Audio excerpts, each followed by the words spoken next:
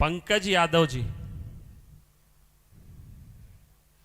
परम पूज महाराज जी के चरणों में सादर प्रणाम।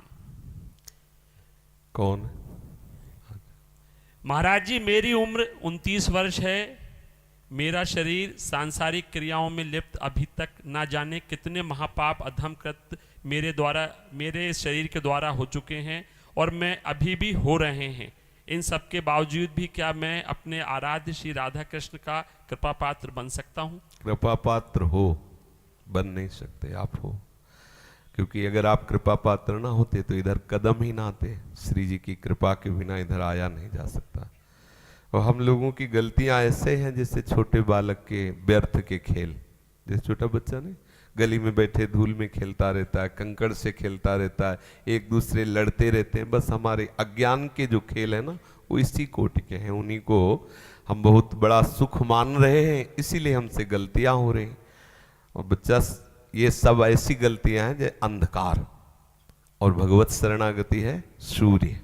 जैसे सूर्य उदय हुआ तो अलग अलग कोठरियों में, अलग अलग जगहों में दीपक नहीं जलाना पड़ता, संपूर्ण सृष्टि का अंधकार चला गया। ऐसे ही भगवत शरणागत होते ही संपूर्ण गलतियों का पूर्ण नाश हो जाता है। और भगवान बहुत करुणामय है। जब कभी किसी को, जैसे आपकी हृदय में बात आई, तब समझ लेना चाहिए कि भगवान मुझे पुकार रहे हैं, वो मिलना चाहते हैं। ये आपकी बात नहीं, प्रभु कितने दुलार करने वाले, आप खुद इसी से समझ लो कि आपने प्रभु के प्रति क्या किया।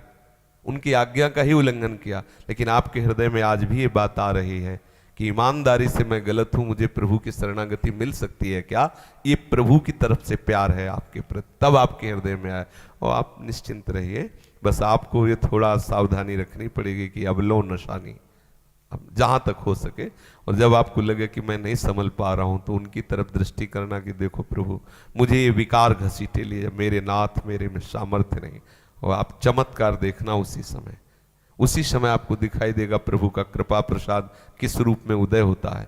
आप देखना, आप बिल्कुल हर जीव हर स्थिति में मेरे प्रभु के योग्य है।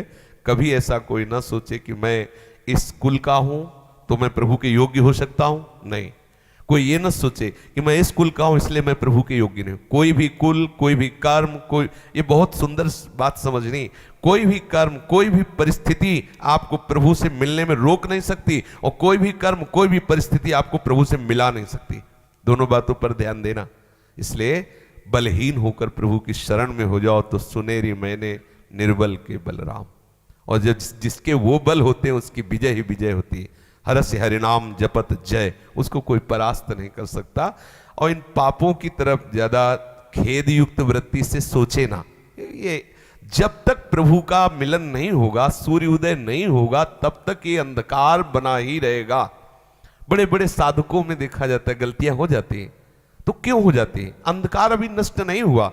और सच्ची मानो बच्चा, जब हृदय में भगवदानंद की अनुभूति होती है तो कहीं किसी सब विषय एक साथ उसके पास हो तो भोगने की इच्छा ही नहीं होगी, क्योंकि वो उस सुख को प्राप्त हो गया है जिसके बाद ये सब बिल्कुल ऐसा, जैसे आपको पता चल जाए कि नकली रुपया है तो आप उसको झुकेंगे नहीं उठाने के लिए, लेकिन जिसको पता नहीं है वो दौड़ के उठाएगा। लेकिन जब उसको पता हो जाएगा तो छोड़ जाएगा। तो जितने इस संसार के भोगों में रमण कर रहे हैं उनको पता नहीं कि ये नकली है। और जब असली भोग का परिचय प्राप्त हो जाएगा चिदानंद प्रभु के चरणारविंद का, तो किसी भी भोग की ताकत नहीं को खींच सके। बिल्कुल बेपरवाह रहो। जैसे हम इससे कह रहे हैं कि आप बिल्कुल निश्चिंत रहो, तो ये हम पाप प्रवृत्ति का बढ़ावा नहीं दे रहे, ये हम पाप प्रवृत्ति से युक्त उपासक को उत्साह दे रहे। और उत्साह ही नहीं केवल बढ़ाने का, चाहे गंगा जल या यमुना जल लेके कसम खा के हमारे हाथ में दे दे, उसके जीवन भर के पाप भोगने के लिए हम तैयार हैं। वो श्री जी की तरफ बढ़े और श्री जी की तरफ चले। हम किसी के बल से बोलते हैं, हम ऐसे नहीं बोलते। ऐसे हमको ऐसे थोड़ी बोल रहे, जैसे कह दिया जा श्री जी की प्राप्ति होगी, तो ऐसे थोड़ी कि भाई तुम्हें फंसा रहे हैं। ये हो कि भाई 1 करोड़ की चेक रख दिया, बाबा ने कहा श्री जी मिल जाएंगी, ऐसा है? आप देखते हो क्या? हम जिस बल से कह रहे हैं, जो हम जिनकी शरण में उनका स्वभाव जानते हैं और उनका प्रभाव उन्हीं की कृपा से जानते हैं, उसी बल से कह देते हैं। और अगर कोई बात आवे ना तो वकील अपने पॉइंट पर रहता है, तो जज को भी वही लिखना होता है जो वकील हारे हुए मुकदमे को जिता दे, जीते हुए मुकदमे को हरा दे, वकील के हाथ में होता है। हम लोग वकील हैं, तिहारी माया बाजी पसारी विचित्र। स्वामी हरिदास जी कहते, सुनि मुनि मोहे काकी कोड़ कहे हरिदास तुम्हारे हम जीते। तो न तो अगर हमसे गलती हो रही तो महाराज आपकी माया के द्वारा, आपकी गलती आपकी, अगर आप संभालना चाहो तो कौन बिगड़ सकता है। अब महाराज चुप खड़े तो तुरंत वहां लिखा पड़ी हो जाएगी, पास आगे बढ़ो। भगवत प्राप्ति के मार्ग में जितने व्यक्त अव्यक्त संत हैं हमारी वकालत करते हैं, इसीलिए हमारी विजय हो जाती है। अगर हमारे कर्मों की तरफ दृष्टि डाली जाए तो करोड़ों जन्मों में भी भगवत प्राप्ति नहीं होगी। संतों की कृपा से एक पल में बात सुधर जाती है। इसलिए निश्चिंत रहो, भगवत शरणागत रहो, जहां तक हो सके बुरे आचरण मत करो। जब नहीं बात हो रही तो प्रभु की तरफ देखो कि देखो ये विकार हमको घसीटते हुए जा रहा, नाथ मुझे बचा लो। वो विकार कुछ भी कर दे आपका पतन नहीं होगा।